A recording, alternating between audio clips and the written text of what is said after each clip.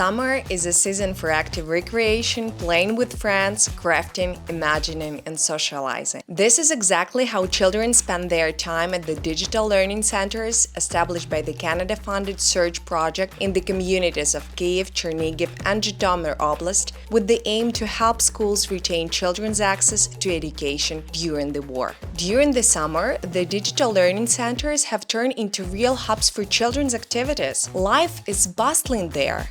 For those on the creative side, there are painting classes and a variety of crafts. Sports fans can play table tennis and soccer, badminton, or simply run around with friends in the courtyard. And there are also board games, colorful books, and plenty of different engaging leisure activities to enjoy with friends. Тут діти можуть гратися, розважатися, багато чого можуть навіть навчитися. Грати я люблюся на майданчику.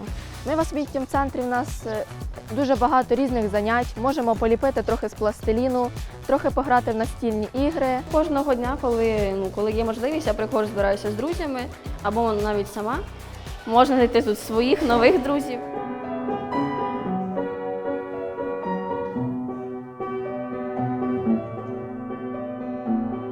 Today, like never before, children need relief, lightness, companionship, and support from trustworthy adults. That's why tutors, administrators, and educators work with center visitors every day. Пережити якісь психологічне якесь навантаження, чи якісь неприємні відчуття, пов'язані з такою складною ситуацією, саме допомагає ось ці різноманітні заняття, спілкування, позитивна доброзичлива атмосфера, позитивні емоції.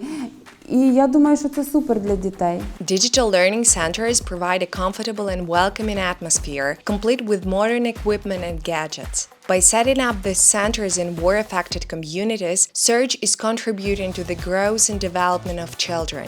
After all, knowledge serves as a key to a hopeful future, even in the bleakest of times.